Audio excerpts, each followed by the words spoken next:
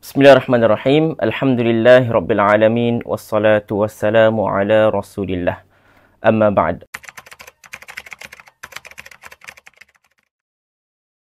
Alhamdulillah.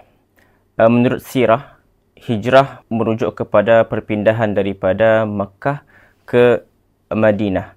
Ini berlaku kerana terdapat arahan daripada Allah Subhanahu wa taala agar meninggalkan tanah air baginda Nabi sallallahu alaihi wasallam. Dan Mekah juga menjadi tempat yang tidak kondusif untuk mendirikan agama Islam. Iaitu kalau kita lihat sirah Nabi sallallahu alaihi wasallam, adanya percubaan membunuh baginda sallallahu alaihi wasallam. Ada hinaan, ada siksaan yang melampaui batas. Oleh sebab itulah Allah Subhanahu wa taala memerintahkan untuk berhijrah, berpindah.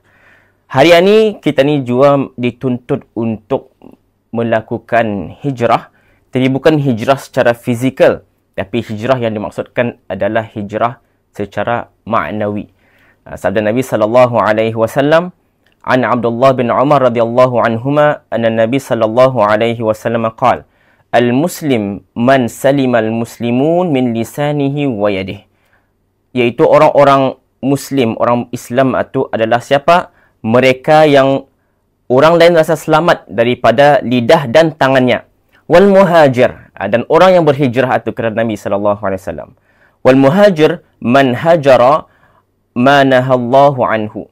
Orang yang berhijrah adalah mereka yang meninggalkan, hajar, meninggalkan daripada apa-apa yang telah Allah Subhanahu wa taala larang. Jadi, daripada hadis ini dapat kita lihat bahawa hijrah yang sebenar-benarnya adalah apabila kita pergi meninggalkan, keluar daripada melakukan perkara-perkara yang Allah Subhanahu wa taala larang. Keluar daripada perkara-perkara yang keburukan menuju kepada perkara-perkara yang mendekatkan diri kepada Allah Subhanahu wa taala. Wallahu a'lam bissawab.